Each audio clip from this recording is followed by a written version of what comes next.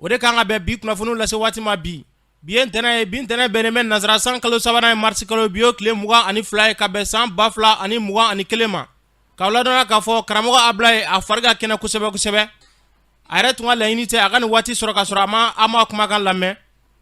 nka ka kɛɲɛ ni kɛnɛya tigilamɔgɔw ka ɲɛfɔli ye a bɛ k'olu kumakan labato nka tɛmɛ Ablaye Kulubali a bɛna kumakan mɛn bakuruba fɔla bi kunnafoni filɛ k'aw ladɔnna k'a fɔ Mali premier ministre Mokhtar Wane ale ye taama dɔ ta ka taa Mopti marabolo kɔnɔna na o ko kɛra cogo min na kunnafoni ɲɛfɔli ko la an ka jamana kɔnɔna na bi n'a hakili b'a la dɔgɔ furankɛ tɛmɛnen na Kucala mara kɔnɔna na a tun yirala k'a fɔ ko dɔgɔtɔrɔya ka mɔgɔ 6 minɛna ka tunu n'u ye u taa yɔrɔ tuma dɔn olu bilala o ko kɛra cogo min na kunnafoni ɲɛfɔli ko la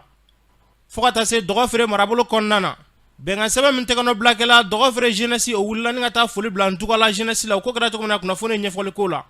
Amadu Aya Sanogo ni ale min a yirala k'a fɔ k'ale bilala convention judiciaire mɔgɔ olu kɔni y'a yira k'a fɔ ko Amadu Aya n'a nɔ k'u ma bila o ko kɛra cogo min na kunnafoni ɲɛfɔli ko la ninnu de bɛna kɛ kunnafoni ye ka lase aw ma ka fara kunnafoni wɛrɛw kan a denkɛ n'aw balimakɛ Sidiki Kulubali ala k'a ɲɛ k'a d'an ma kunnafoni an b'a daminɛ k'a ladɔnniya k'a fɔ Mali premier ministre Mokhtar Wane ale ye taama dɔ ta ka taa tasi bila kɛ ka ɲɛsin an ka finitigilaka mɔgɔ 33 min bɔnnalu nin na marisi kalo tile 15 tɛmɛlen na Mokhtar Wane jumadon a ye foli ta ka ɲɛsin min ye Mopti dugutigilakaw ye fo ka taa se alimamilakaw ma Mokhtar Wane ye foli ta ka ɲɛsin olu ma maa minnu bɛ yen n'o y'a sɔrɔ gɛlɛya y'u sɔrɔ n'u y'u sigiyɔrɔ bila Mokhtar Wane a ye dɛmɛ ɲɔgɔnya dɔ ta ka ɲɛsin olu ma fo ka taa se labitaliso min bɛ yen nɔ Mopti marabolo kɔnɔna na n'a bɛ wele hôpital Sumuni Dolo a ye minɛn dɔw ta ka di o dɔgɔtɔrɔlakaw fana ma fo ka taa se joli sɛgɛsɛgɛ minɛn caman ma ni wale min n'a kelen filɛ ni Mokhtar Wane fɛ an bɛ dugawu de kɛ ala k'an ka jamana kolo suma ala k'an ka jamana basigi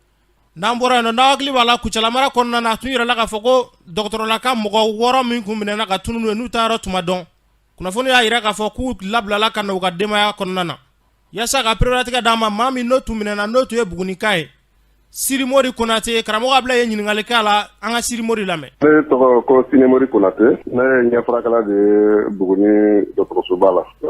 Tabarakala an kɔni an tora an ka baara kɔnɔna la gadebagaw nana sɔgɔma ko bon k'an bolo kɔrɔta an fana y'an bolo kɔrɔta donc k'u bɛ taa yira u ka patron la. An sera yen nɔ u y'an mobili minɛ k'an don mobili moto kɔfɛ ka taa n'an ye ko an t'a yɛrɛ kɔni t'a dɔn yɔrɔ min b'an ɲɛ sirilen don. Kɔfɛ u nana fɔ jeudi su ko donc k'u bɛna taa an bila u taara an bila dugu dɔw kɛrɛfɛ ko Waraso o ye fini bɔ an ɲɛna sufɛ donc ko antenne bɛ yɔrɔ min na k'an bɛ se ka taa yen nɔ k'o ye dugu dɔ donc ko kɛra tan cogoya la. U ye aw minɛ cogo di mun yɛrɛ de la u nana aw minɛ u nana aw minɛ k'aw to mun sen fɛ fo ka taa se aw bilali ma. Voilà u y'an minɛ parce que anw bɛ an ka baara ye ɲɛfurakɛ de donc an ni programme national de lutte contre la cécité n'o ye ka ɲɛ fiɲɛ kɛlɛ Mali yɛrɛ kɔnɔ an ni o programme mɔgɔ de bɛ baara kɛ ɲɔgɔn fɛ donc an tun kan ka taa baara kɛ dugu dɔ la donc an n'a bɛnlen k'an bɛ taa yen nɔ dɔrɔn u nana ka na an sɔrɔ ko an k'an bolo kɔrɔta ni marifatigi 6 bɛɛ bɛ moto la donc y'an minɛ ka taa ko bon u bɛ fɛ k'a dɔn an ye dɔgɔtɔrɔ bɛ n'an tɛ dɔgɔtɔrɔ ye donc k'u nakun y'o dɔrɔn de ye mais u mago bɛ information la k'a dɔn an ye mɔgɔ sugu mun ye pour que an bɛ se k'a dɔn ka taa n'an ye u ka n'an si kungo kɔnɔna la yen nɔ o tun bɛ dumuni d'an ma sɔgɔmada fɛ tilegan fɛ wula fɛ donc ji fɛnɛ o tile d'an ma n'an y'a sɔrɔ baji ta baji la ka d'an ma o b'an ɲɛsiri tilegan fɛ su fɛ u b'an bolo sigi u ko a ka d'olu ye vraiment min bɛ se ka kɛ diinɛ bɛ se ka la sariya bɛ se ka labato cogo min na Mali yɛrɛ jamana kɔnɔ olu bɛ yen nɔ donc olu y'an minɛ n'a y'a sɔrɔ an bɛ kɛlɛ la k'a fɔ n'olu bɛ kɛlɛ la n'o ye diinɛ kɛlɛ donc olu bɛ yen nɔ o de kama u y'a yira an na k'a fɔ olu ye jihadistes de donc n'an delila ka jihadistes ko mɛn olu ye jihadistes de u t'a dogo dɛ u ye jihadistes de donc u bɛ yen fɛnɛ vraiment sariya ka se ka labato cogo min jamana kɔnɔ min y'u tɔɔrɔ a fɔra ko ka négociation kɛ n'u ye négociation min kan ka kɛ n'u ye Mali bannen don parce que France nana ko Mali kana négociation kɛ donc olu dun fɛ an bɛɛ ye maliyɛnw de donc n'an bɛɛ ye maliyɛn an kan ka se ka sigi ka fɔ k'an ni ɲɔgɔn cɛ k'a fɔ ko fo jamana wɛrɛ kana imposer o ko kɔnɔ. A ye hakilila jumɛn di aw ma don nataw kɔnɔna na baara ɲɛtali la. Bon hakilila min d'an ma o de ye k'a fɔ ko vraiment a ka kan société civile yɛrɛ ka wuli ka gouvernement forcer pour que ka négocier ni ninnu ye négociation kɔrɔ tɛ k'a fɔ ko fɛn bɛɛ bɛ a bɛ sɔn ko bɛɛ ma o mais hakilina min b'u la a k'u ka kiliyan ɲini k'a dɔn o man ka bila ten nɔ sinon bi an bɛ bi min na bi u bɛ ka fanga sɔrɔ wa lakana yɔrɔ tɛ yen lakana sabatilen foyi tɛ yɔrɔ min si la walayi bandi bɛɛ de bɛ yen nɔ mobili moto tan moto 40 bɛ se ka sigi ɲɔgɔn kɔ sufɛ donc lakana foyi tɛ yen donc ne sigafɔ kɛra a ka ca Ala fɛ a kow bɛ se ka nɔgɔya an kɔni bɛ min ɲini mɔgɔ fɛ société civile a ka fara ɲɔgɔn kan sinon u bɛ taa minɛ dugu cɛmancɛ de la mairie kɔnɔ population tɛ se ka wuli armée t'u bolo k'a fɔ n'i bɔra donso marifa b'e bolo ninnu ka kɛlɛkɛ marifa bɛ ninnu bolo donc taabolo tɛ kelen ye wa a ka kɛlɛw fɛngɛ cogo tɛ kelen donc mɔgɔ tɛ se ka kuma walahi. Yalima aw yɛrɛ ma sɔn na k'a fɔ n'a sɔrɔ u tun bɛ farajɛ dɔ de nɔfɛ n'a sɔrɔ aw ka baara siratigɛ la ka se k'u tɛgɛ da aw kan a ma sɔn o la wa. bon y'a yira n na tiɲɛna farajɛw yɛrɛ man d'u ye ka sababu kɛ farajɛw ka taabolo ye an sɔn n'o la dɛ y'a yira n na k'a fɔ ni farajɛ tun b'an cɛ la o tɛ bɔ o t'u bila ni sɔrɔsi tun b'an cɛ la o t'u bila o b'olu ni sɔrɔsiw ni farajɛw de ni ɲɔgɔn cɛ donc n'u tun bɛ yen nɔ dɔrɔn o t'u bila. u ye aw mɔgɔ joli minɛ ɲɔgɔn fɛ. an mɔgɔ 6 chauffeur 2 ani dɔgɔtɔrɔ mɔgɔ 4 tɔ bɛɛ ɲuman sigira so. u y'an minɛ waati u k'a ma ko bon an ka fɛnw u y'a bɛɛ arrêté parce que ni cahier k'a fɔ nin b'i bolo nin b'i bolo an y'a bɛɛ fɔ maintenant ko u ko ma n'u y'a sɔrɔ k'an ye dɔgɔtɔrɔw jigin an tɛ kɛ sira wɛrɛ kan n'an bɛ sigi u b'an labila u b'an ka fɛn ninnu bɛɛ di an ma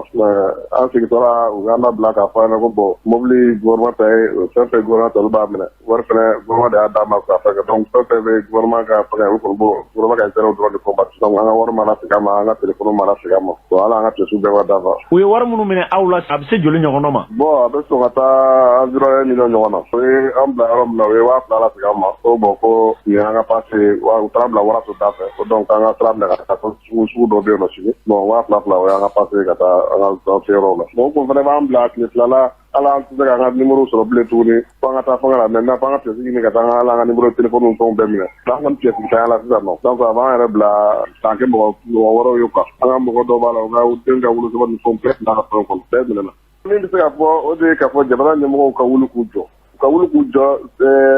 faransi ye mali fana ye mali ye mɔgɔ minnu bɛ ka kɛlɛ kɛ nin ye maliyɛnw de don an k'a ɲini k'a dɔn hakilina ye ni min bɛ se k'a fɔ an n'u ɲɔgɔn cɛ bɛnkan ka kɛ sinon an bɛ yɔrɔ min na bi mɔgɔ si i tɛ abiri la nin ko nin na parce que u bɛ fan bɛɛ u b'anw cɛman u bɛ bamakɔ u bɛ fan bɛɛ u ka réseau bɛ fan bɛɛ k'a fɔ donc u bɛ informateurs bɛ fan bɛɛ donc n'i y'o ye o la dɔrɔn ça veut dire que population de ye ka tigɛ fanga marabaga yɛrɛ la ka se ka fara mɔgɔ ninnu kan bon yɔrɔ dun ka kɛ an ka bɛnkan ɲini an n'u ɲɔgɔn cɛ pour que vraiment population bɛɛ kana sigi n'o kɛra o bɛ kɛ ko wɛrɛ ye min vraiment min man ɲi jamana ma parce que jamana sɔrɔsiw tɛ se ka labɔli kɛ ka se nin yɔrɔ bɛɛ la donc n'an min bɛ an bɛ min fɔ dɔrɔn o de ye jamana ɲɛmɔgɔw k'a ɲini même si société civile ka gouvernement forcé o ni mɔgɔ ninnu ka sigi ka kuma dugu dɔw bɛ yen nɔ olu b'a ɲini vraiment ka o ni mɔgɔ ninnu ka sigi ka kuma parce que lakana t'u fɛ yen donc ni ninnu bɛ yen nɔ a b'u lakana n'i y'a jateminɛ fana u ka taabolo la u k'u bɛ kɛlɛ kɛla pour que vraiment mɔgɔninfin yɛrɛ ka hakɛ bɛ se ka d'a ma cogo min na n'o ye sonyani kana kɛ manamana ko caman bɛ o kana kɛ olu bɛ fɛ o de ka lawaleya n'o ye sariya ye donc vraiment o kɔni o labatoli ma nɔgɔn kosɛbɛ mais ni gouvernement ninnu sigira ka kuma a ka ca Ala fɛ vraiment o ko ninnu bɛɛ bɛ nɔgɔya et puis mɔgɔ faga nin bɛ dabila parce que bi na an ka sɔrɔsiw bɛ ka faga fu ka sɔrɔ ni sigifan dɔw kɛra a bɛ se ka kɛ sababu ye nin bɛ dabila an minnu bɛ yen n'an ye kɛnɛya tigilamɔgɔw b'an bali ka se anw ka baara yɔrɔw la o b'an bali vraiment an ka se ka taa hinɛ mɔgɔ minnu bɛ yen ni dɛsɛ b'u la ka u yɛrɛ ka dɔgɔtɔrɔso sɔrɔ ka se k'u la furakɛ an bɛ yaala ka mɔgɔw furakɛ fi sabilillahi de donc n'a fɔra ko gɛrɛgɛrɛ bɛ se ka taa ma a t'an yɛrɛ bisi a t'an an yamaruya bilen an ka se o réseau na min b'a kɛ vraiment an bɛ se ka taa mɔgɔw ka dugu ta b'u ka cogo min na. ni tun ye Siri Mori Konate kan ye Buguni dɔgɔtɔrɔlaka dɔ don a y'a fɔ cogo min na an bɛ dugawu de kɛ fɛn fɛn bɛ kɛ basigi ye ka na an ka jamana kɔnɔna na Ala k'o sabati n'an bɔra yen nɔ dɔgɔfeerekaw fɛ yen nɔ min ye bɛnkan sɛbɛn min tɔgɔ bilakɛla dɔgɔfeere jeunesse wulila ka taa fala kɔfɛ Ntugala jeunesse ka taa foliɲɔgɔnya ta ka ɲɛsin u ma ka yira k'a fɔ ko nin ye bɛnɲɔgɔnya kɔni sabatilen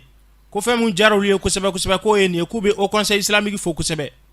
dɔgɔfeere jeunesse ɲɛmɔgɔ Modibo Sakɔ karamɔgɔ Ablaye ɲininkali kɛ a la an k'a lamɛn. Ne tɔgɔ Modibo Sakɔ ka bɔ Dogofiri ne de ye jeunesse président le président de la formation des jeunes de Dogofiri. Modibo Sakɔ e min ye denmisɛnnin sifinw ka ɲɛmaa ye Dogofiri commune bɛɛ kɔnɔna na sibiri don k'a ye wulikajɔ kɛ ka fala tigɛ ka taa Ndugalakaw fɛ yen ka taa yɛrɛ k'a fɔ bɛnɲɔgɔnya min kuma bɛ senna bi ka taa tɛgɛ di ɲɔgɔn ma a ko kɛra cogo di. N'Ala sɔnna a kɛra o cogo la parce que bɛnɲɔgɔnya sɔrɔlen le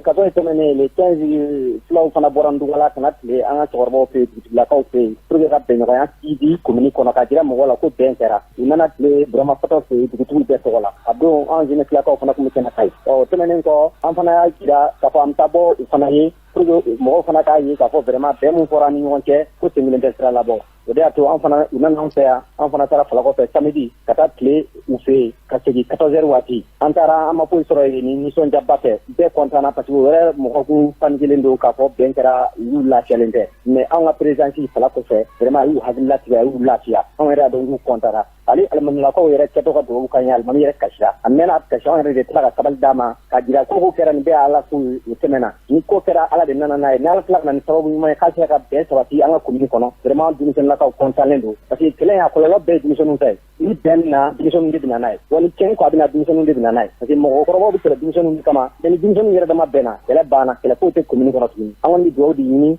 an balimaw fɛ an fa n'an kɔrɔ n'an dɔgɔw vraiment u ka dugawu kɛ commune ye mankan ka bɔ nin commune in kɔnɔ yan ala ka mankan bɔ mali bɛɛ mankan mankan bɛ mali kɔnɔ ala k'a bɔ a bɛɛ kɔnɔ an fana ka hakililaw ye ko jamana tɛ jɔ n'a denmisɛnninw tɛ ko denmisɛnninw an ka jɛ k'an bolo di ɲɔgɔn ma an ka fara ɲɔgɔn kan pour que an bɛ se an ka jamana lataaɲɛ cogo min na o bɛ y'an ka haminanko ye bi. Moribo Sakɔ e min ye denmisɛnnin sifinnakaw ka ɲɛmɔgɔba ye Dɔgɔfiri commune bɛɛ lajɛlen kɔnɔ a kɛlen ka nin wulikajɔ in kɛ n'aw kunbɛra a ye hakilila jumɛn di aw ma don nataw kɔnɔna na hali bi ka sira wɛrɛ minɛ Dɔgɔfiri tun bɛ bɛnɲɔgɔnya minɛ min kɔnɔna na ka Dɔgɔfiri se k'a minɛnkɔrɔ kɔnɔna na. vraiment an ka nin wulikajɔ an y'a ye k'a fɔ ko nafaba yera la parce que a ye bɛnɲɔgɔnya ji di kosɛbɛ ka mɔgɔw da ɲɔgɔn na k'a fɔ ko vraiment bɛn kɛra nin waati in kɔnɔ o kɔfɛ a y'a jira ko denmisɛnninw fana n'an anw tɛ walahi mankan ti ban n'an denmisɛnninw bɛnna mankan bi ban wa jamana bi ja n'an denmisɛnninw bɛnna sigida bi yiriwa wa sigida bi ja nka ni anw denmisɛnninw kɔni ma bɛn sigida ti lafiya sigida ti yiriwa o kɔrɔ b'a jira denmisɛnninw de ye élément fort ye jamana kɔnɔ sigida kɔnɔ fo an denmisɛnninw de k'an hakili to ɲɔgɔn na an k'an bolo di ɲɔgɔn ma an ka kɛ ɲɔgɔn fɛ an ka jira anw de ye fakelenw ye pour que an ka sigida bɛ se ka lafiya cogo min pour que an ka jamana fana bɛ se ka lafiya cogo min na vraiment a y'o hakilila de jira an na an kɔni b'o wulikajɔ la su ani tile ka denmisɛnninw fara ɲɔgɔn kan an ka jɛ ka kɛ kelen ye k'an bolo di ɲɔgɔn ma pour que an bɛ se ka lafiya an ka sigidaw la pour que an bɛ se ka lafiya an ka jamanaw kɔnɔ cogo min na.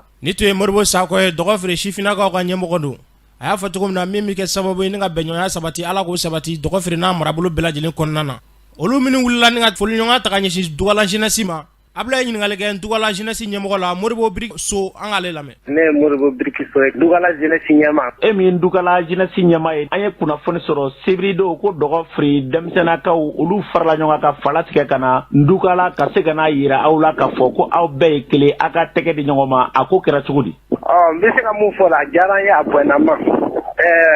Dɔgɔfiri jeunesse bɔra ka na bɔ Dugala jeunesse ka yira n'an bɛɛ ye kelen ye ne mun kun bɛnna aw ni ɲɔgɔn cɛ o tile kura falenna aw ni ɲɔgɔn cɛ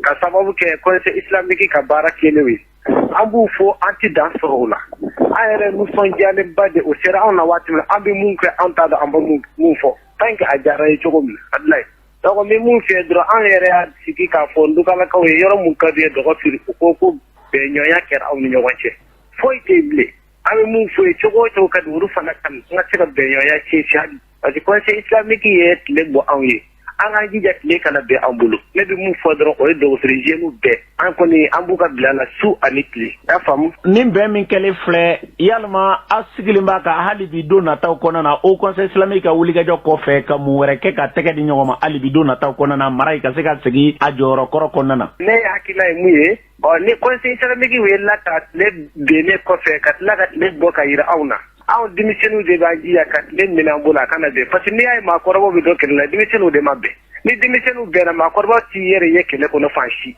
o ye ne yɛrɛ ka kuma da ye k'a fɔ jeunes ye n'i y'a ye maakɔrɔbaw bɛ kɛlɛ la a bɛ sɔrɔ musow ni denmisɛnninw ni ɲɔgɔn cɛ mais denmisɛnninw ni musow ye ɲɔgɔn minɛ maakɔrɔbaw t'i yɛrɛ sɔrɔ kɛlɛ kɔnɔ fiyewu fiyewu o ye kuma ye k'a lase jeunesse Dɔgɔfiri jeunesse bɛɛ ma parce que an bɛɛ ye kelen ni fala y'an tigɛ ka bɔ yan fala de y'an tigɛ mais an bɛɛ de ye kelen ne kɔni bɛ mun wele o bɛɛ bɛɛ fila fara bamanan kan fara siya wɛrɛ kan an kɔni sigira k'u kɔnɔ an b'u ka bila la hali an kɛmɛ ka ɲɔgɔn ye bolo da u ka se ka na bɔ ye an ka se ka tile ka baro kɛ ka hakilisigiw fɛ ka jigitugu kumaw fɔ ɲɔgɔn ye pour que an ka se ka bɛn sabati an ni ɲɔgɔn cɛ hali bi an ka yira mɔgɔw la anw de ye kelen ye Dɔgɔfiri ni Dugala olu kɔni bɛɛ dugu kelenw de ni ala nana a ka kɛ ye an k'o ye ka tɛmɛ o kan pewu ka ɲinɛ o kɔ ni dusukun kɔni ɲinana anw bɛ na. Nin tun ye Dugala sifinnakaw ka ɲɛmɔgɔ ye Moribo Biriki So a y'a fɔ cogo min na ala ka bɛnɲɔgɔnya sabati ni marabolo ninnu kɔnɔna na gɛlɛya bɛ Mali fan o fan ala ka gɛlɛya ta ka bɔ an da la n'an bɔra yen nɔ convention judiciaire mɔgɔw olu y'a jira k'a fɔ min ye Amadu Aya Sanogo n'a nɔ minnu labilala k'u ma labila bi u ma labila sini yaasa ka pereperelatigɛ d'a ma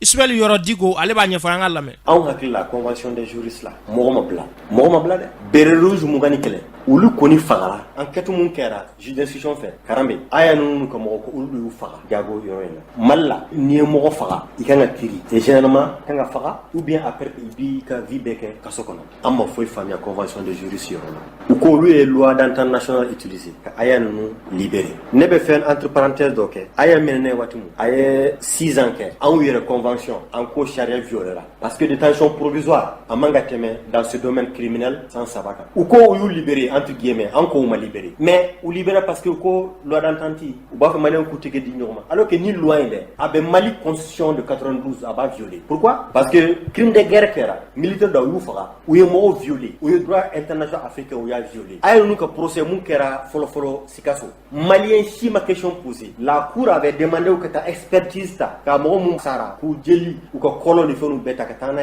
extérieur la kata ADN bo ka kien sort mais est-ce que malien ba do million hake mun sara la o bara au million hake jonne ba sara on do ngbe impôt de bedal donc ni situation mun kera ay bien choqué ay convention de juristes du Mali ay on fana choqué mais mun kera en bas de charia bena apio parce que coup d'état c'est un crime prescriptible même nous tara ça ka libérer faut à 85 ans ni charia inconscient ma changer au beta kasola il faut que mo karanda wado be fanga bila ibise ka fionke mais wati do be peuple ba ka pouvoir là si le peuple prend son pouvoir au pouvoir de l'appliquer mais il faut que malien kunya daile en bas que malien ku tuki di ñoma mais ngake chien drone ni tu Ismaël Yoro Digo kan a fɔ cogo min na ala ka bɛnɲɔgɔnya sabati an ka jamana kɔnɔna na alibile aya ka kiri kunga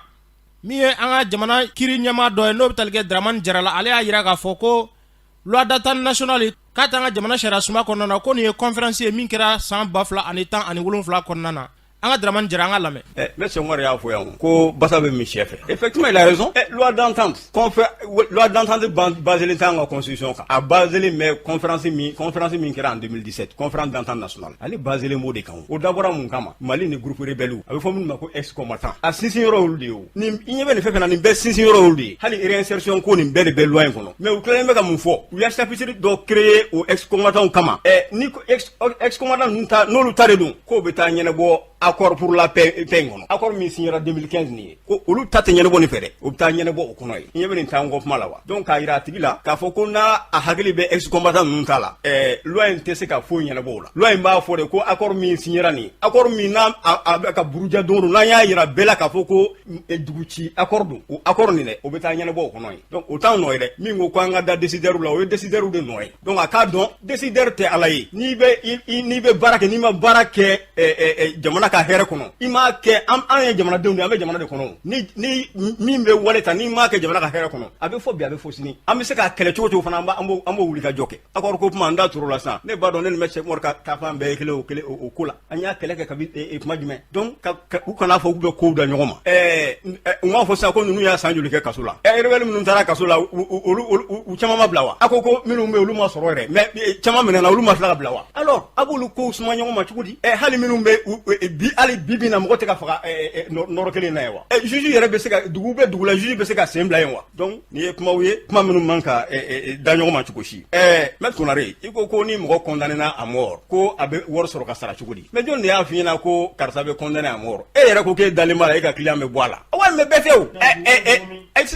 se k'a fɔ ko nin mɔgɔw bɛɛ an tɛ se k'o fɔ ka sɔrɔ kiiri ma kɛ o et puis a bɛ se ka kɛ dɔw siɲɛ fɔlɔ don circonstance caman bɛ yen o e b'a dɔn ne b'a dɔn k'a fɔ ko peine min bɛ se ka da o kan a fourchette ka bon dɛ a bɛ se ka kɛ condamnation à mort dɛ. Ni tun ye Dramane Jara kan ye a fɔ cogo min na ala k'u bɛɛ kelen kan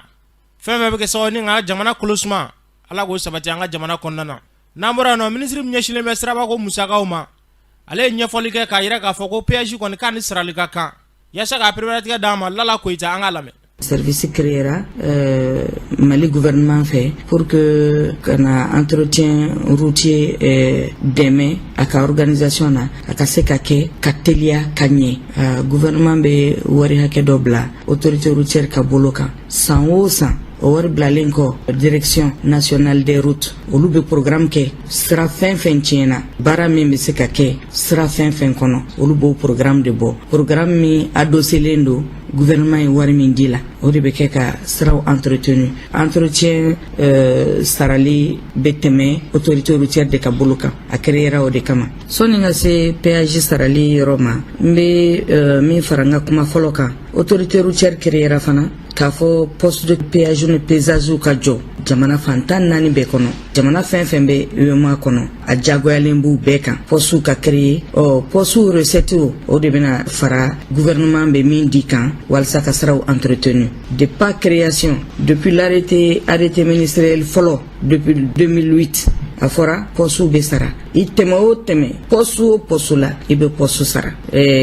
jamanadenw nana wuli ka se gouvernement ma ka laɲiniw fɛ k'a fɔ wagati ka gɛlɛn o wagati la u k'a lajɛ u ka bɛnkan dɔ sɔrɔ ministrew ye transporteurs accompagner k'a fɔ ko kura don jamana kɔnɔ an b'a kɛ 100 ye 24 heures kɔnɔ tile kelen a ye 100 in sara aw tɛmɛtɔ poste la ça veut dire que o tun bɛ poste kelen sara k'a yira tɔw la tile kelen kɔnɔ k'u ka takan segi kɛ mais an nana ye sisan o ka gɛlɛn o tun ye faveur de ye min kɛr'u ye n'o tɛ loi ye min fɔ t'o ye dɛ loi ye min fɔ i tɛmɛ o tɛmɛ poste la i kan ka sara o de ye diyagoya ye bon mun nana n'o ye sisan bi na c'est parce que siraw cayara Mali kɔnɔ gouvernement bɛ ka siraw jɔ mais entretien tɛ k'a suit jamana fanga tɛ se sira bɛɛ entretenu na tuguni autorité routière de recette fana kan ka caman kɛ bon pour que an ka se ka caman kɛ fo an ka recette ba sɔrɔ an bɛ recette ba sɔrɔ cogo jumɛn an kɛrɛra kun min kama fo an k'o sira bato an k'o sariyaw bato k'a fɔ mɔgɔ o mɔgɔ i tɛmɛ o tɛmɛ i bɛ poste sara monsieur Traoré a fɔra o de ma la commercialisation des routes la commercialisation des routes c'est quoi ça veut dire que an bɛ sira ka service sara ye ni yɛlɛla goudron kan ka ban i b'a ka service min n'a b'o rendu ye min b'i la teliya min b'i lakana min b'i ka mobili lakana i b'o sara sira ye o de ye péage sarali kun ye an ye sigi ka fɔw boloda an ye u ka syndicat responsable rencontré yan'o cɛ u yɛrɛw ka responsable ba fila bɛ autorité routière conseil d'administration na CMTR ani CMC fɛn fɛn bɛ fɔ fɛn fɛn bɛ kɛ autorité routière kɔnɔ a tɛ ta olu ɲinama a tɛ ta an ka ɲɛmɔgɔw ɲinama an ka ministre ɲinama n ye kuma dɔ mɛn ko wari min bɛ saraka kɔrɔ ko dɔ de faral'o kan o de ma bɛn jamanadenw ma mais o kuma min fɔra o de tɛ tiɲɛ ye dɔrɔmɛ kelen ma fara poste wari kan poste bɛ sara par essieu mobili fitininw ça veut dire olu bɛ 100 de sara u tɛmɛ o tɛmɛ poste la mobili belebelew sa k'a ta bɛnniw na ka taa fo remorque la ni essieu 2 bɛ min na o bɛ 200 sara ni essieu 3 bɛ min na o bɛ 300 sara ni essieu 4 bɛ min na o bɛ 400 sara a dun tun bɛ ten ne ka kɔrɔ dɔrɔmɛ ma fara péage wari kan a fɔra de dɔrɔn i tɛmɛ o tɛmɛ i k'a sara i b'a fɔ papier y'a fɔ cogo min na depuis poste de péage création parce que n'a fɔra gouvernement bɛ wari min di anw kan ka min fara kan o ti sɔrɔ wala o ka dɔgɔ sira entretenu ta bɛ dɔgɔya or normalement sira jɔ hukumu kɔnɔ sira bɛ jɔ ka ban don min a entretien bɛ daminɛ o don de an bɛ se ka sira kuraw entretenu cogo jumɛn k'a sɔrɔ kɔrɔlenw bɛ olu tiɲɛnen don an tɛ ka se k'olu entretenu fo wari de ka sɔrɔ dɛ ni tun bɛ tali kɛ Lala Koyita kana a y'a fɔ cogo min na fɛn bɛ kɛ bɛnɲɔgɔnya ye an ka sirako musakako kan ala k'u bɛɛ kelen kan n'an bɔra nɔ Mali kunnafonidilaw bɛɛ lajɛlen bɛ sanga bonda la kabini dɔ fana kɛ tɛmɛlen na min ye kunnafonidila ye n'a bɛ wele ko Adam Cham ala y'ale ka kalifa minɛ a la k'a to Faransi jamana kɔnɔna na ka si to san 67 na Mohamed Samake ye ɲinini dɔw kɛ a la an ka lamɛn y'a fɔ cogo min na Mali kunnafonidila minnu ta ye sɛbɛnnen ani minnu ta ye kuma ye olu bɛɛ lajɛlen kɔni bɛ sanga bonda la kabini dɔ fana kɛ tɛmɛnen na a yirala k'a fɔ kunnafonidila ba min bɛ yen n'ale tɔgɔ Adam Cham n'ale tun ye kunnafonidila ye wa maa min na ale kɔni ni mɔgɔ caman ye baara kɛ ani kunnafonidila caman ye baara kɛ Adam Cham yɛrɛ a kun ye ɲɛmɔgɔyaw kɛ i n'a fɔ kunnafonidiso min n'an wele ko Tarik Hebdo a kun ye o ɲɛmɔgɔya kɛ n'o directeuriya ye ani républicain maaw ani n'olu fana jɛra ka baara caman kɛ ale kɔni kɛra Union africaine na n'o ye farafinna keleya tɔnba ye o ɲɛmɔgɔya tun bɛ Alpha Umaru Konaré san min na n'o ye san 2000 ani san 3 ye ko a kun ye o ka kuma lasela n'o ye porte parole ye Adam Cham yɛrɛ a yirala k'a fɔ nin ma kɔfɛlen ko a jɔyɔrɔ caman kɛ wa ko a ye médaille caman kɔni sɔrɔ a ka ni kunnafonidi sira fɛ kunnafoni yɛrɛ k'a fɔ ko nin ma kɔfɛlen ko a ye kalanbaw kɛ kunnafonidi kɔni sira fɛ kosɛbɛ wa ko laban yɛrɛ la ko a kun kɛra Mali masayaso n'o ye présidence ye communication min bɛ yen ko a kɛra o directeur ye fɛn min ye Adam Cham ye sa ko ma ko fila ale kɔni fatura dɔ fana tɛmɛna ka si to san 67 ye ni ma ko fila yɛrɛ a fatura ka sababu kɛ coronavirus bana kɔni an bɛ dugawu kɛ ala ka yafa kama amina yarabi Mohamed Samake ala ko dugawu minɛ n'an bɔra yen nɔ festival wasolon n'o o bɛ kɛ san o san Umu Sangare fɛ a y'a yira k'a fɔ ko ɲinɛn ta ko a kɛli tun bɛ k'ale kamana gan nga jigiya dɔw sɔrɔla ko festival wasolo a kan ka kɛ avril kalo tile 8 natɔ an ka Sangare lamɛn. Ne labɛnnen don parce que kɔnɔla fili de tun kama ne tɛna kɛ la bailleur de fonds minnu ni au moins ali extérieur la RFI ni France 24 ni TV5 minnu b'an dɛmɛ ka manga bugan ci an nɔfɛ ka fara aw kan ni jama bɛ bɔ kan sponsoriser olu bɛɛ Covid ni kama a tun ma se ka kɛ donc malgré moi n tun bɛna a dabila de parce que a se tɛ n ye ne n ka hôtel ci n bɛ k'o segin o kan k'o renouveler an ta ye artisiya nɔgɔsɔ warini ye n'i bɛ ka concentrer ka baara kelen kɛ i bɛ t'o kan i tɛ se ka fila kɛ ɲɔgɔn fɛ donc quand madame la ministre dit que a bɛ kɛ content min kɛra n na o yɔrɔ la ne madame la ministre yɛrɛ tun b'o dɔn a tɛ tulonkɛ o la parce que a y'a sɔrɔ pression bɛ ne kan wasolonkaw bolo déjà ko ka kɛ a y'a sɔrɔ pression bɛ n kan Bamakɔ Fiwa fansu pression bɛ ne kan ko ka kɛ mais ne de poids tun tɛ se n kelen o de la malgré moi n tun bɛna bila se tɛ n ye de tun bɛna tun b'a bila mais ministre ko an ka taga o dara ne kolen jɛlen munnen tɛgɛ donc vraiment ne bɛ ministre fo la yan le fait que a miirila wasolona a miirila Mali de la madame le ministre doniba bɔ ne kun bon a ye doniba bɔ wasolon bɛɛ kun a ye doniba bɔ Fiwa kanubaga bɛɛ lajɛlen kun wa min anw de bɛ k'a fɔ ko mini n'o tɛ Fiwa mini tɛ parce que depuis an y'a tabale gosi artistes bɛ ka na u yɛrɛ ye artistes bɛ ka na u yɛrɛ fɔ ko anw bɛ taga u mu wari ko tɛ anw bɛ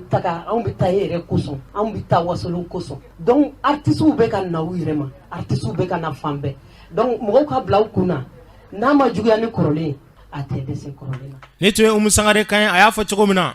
n'a ma juguya ni kɔrɔlen a kana dɛsɛ o la ala ka festival ala ka ɲuman tɛmɛ.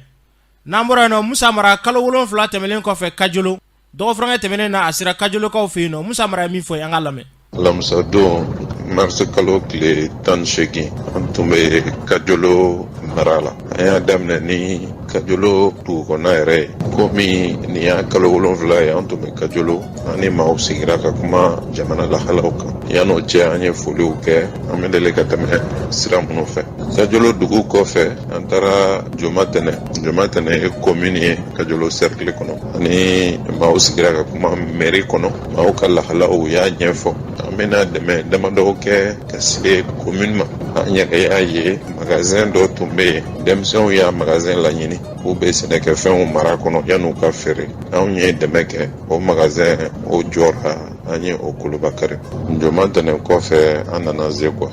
ye frontière ye Mali ni Côte d'Ivoire ni ɲɔgɔn cɛ maliyɛn bɛɛ bɛ min dɔn depuis lawali la service fɛn fɛn bɛ douane policier gendarmerie protection civile an'u bɛɛ kuma na kɔfɛ journaliste dɔw bɛ Zegua olu fana ye ɲininkali damadɔ tɛngu an na an ye hakilinaw di olu ma jamana ɲɛta ani jamana tagabolo la nin tuma ninnu na an ka Kajolo nali a kun cɛra Luloni commune kɔnɔ kɛrɛnkɛrɛnnenya la Ɲɛgwanso dugu la a kɛra su ko tumani nka jama min bɔra ka an kunbɛn a bɛ nimisi wasa kunbɔ balimaya ni teriya min bɛ an ni o dugu ni ɲɔgɔn cɛ o balimaya u y'a waleya k'a yira an na Kajolo visite a kɛra visite nafama ye. Amina yarabi ala ka kɛ visite nafama ye ni tun ye Musa Mara kan ye Kajolokaw fɛ yen nɔ n'an bɔra yen nɔ diɲɛ dolantan soba n'o bɛ wele ko FIFA Malidenw dɔ kɛra conseil ye FIFA kɔnɔna na Mamitu Ture ni bɛɛ ko a ma ko Bavier a ye ɲɛfɔli min kɛ an ka lamɛn. An nisɔndiyalen don n'i y'a mɛn ne ye sana sɔrɔ a sɔrɔla maliyɛn fɛn fɛn bɛ yan ni an n'olu bolo bɛ ɲɔgɔn bolo balontanko sira la acteur fɛn fɛn n'o ye tɔntigiw ye an b'a fɔ min ma clubtigiw kana se ligi ɲɛmɔgɔw ma kana se supporters ma ka se aw journalistes ma aw bɛɛ ka cɛsiri de y'an se nin kɛnɛ kan donc an bɛ foli kɛ k'a lase bɛɛ lajɛlen ma k'a fɔ bɛɛ lajɛlen ye vraiment nin ye koba de kɛlen jamana ye a sun donna ne la ka taa aw représenter mais Mali bɛɛ de ka kunnawolo ye nin ye donc an b'a fɔ bɛɛ lajɛlen ɲɛna an k'an bolo di ɲɔgɔn ma sisan baara min confié la an na nin ti Mali baara ye nin ti farafina baara ye nin ye diɲɛ balontan baara de ye donc aw yɛrɛ b'a dɔn k'a fɔ ko Bavier kelen tɛ se k'o baara kɛ pour que o baara in ka don ba la ka ɲa il faut que an bɛɛ k'an bolo di ɲɔgɔn ma nin kɛnɛ in kan hali bi ka segin tuguni k'a fɔ mɔgɔw ye sisan an bolo dɔrɔn bɔlen tɛ an b'a ɲini bɛɛ lajɛlen fɛ ala n'a kira kama ala n'a kira kama Mali ballontan tɔn bɛɛ lajɛlen an ka fara ɲɔgɔn kan an ka Mali kundan wolo ni aw farala an kan an ka nin baara kɛ k'a ɲa an bɛɛ lajɛlen an bɛ tɔgɔdiya sɔrɔ a la an bɛɛ lajɛlen an bɛ nisɔndiya sɔrɔ a la an bɛɛ lajɛlen an nakun ye min ye ballontan ko la n'o ye k'an ka projet de développement kɛ an bɛ se k'olu bɛɛ lajɛlen kɛ ɲɔgɔn fɛ conseil de la FIFA a tɔgɔ yɛlɛmara de sinon fɔlɔ a tun bɛ fɔ a ma de comité exécutif de la FIFA ballontan tɔn fɛn fɛn bɛ diɲɛ kɔnɔ a bɛɛ lajɛlen ɲɛmɔgɔba de ye dɔw b'a fɔ ko ballontan gouvernement donc FIFA conseil de la FIFA y'o de ye aw b'a dɔn continent bɛɛ représenté len don ale la donc ni ala ye an dɛmɛ k'o ko kalifa maliyɛn dɔ la hali bi an ka ɲɔgɔn minɛ k'o baara in ja parce que su in na k'aw ye tan ne yɛrɛ jɔlen n sen bɛ ka yɛrɛ n kɔrɔ puisque nin ye koba de ye. Ni tun ye Mamutu Ture k'an ye Bavier ala ka Mali balanko sabati ni min kɛtɔ filɛ nin ye ala ka Mali balonko don ba la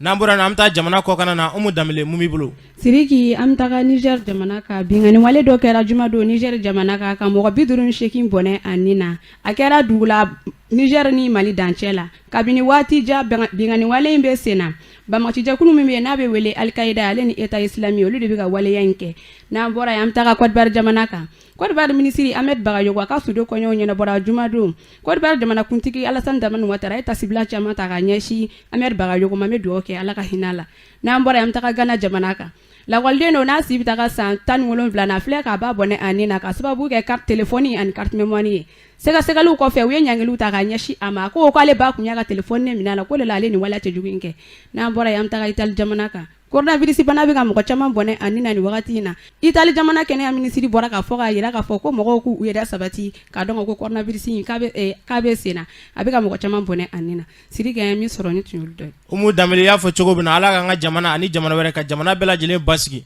nin bɛ dansigi kunnafoniw na bi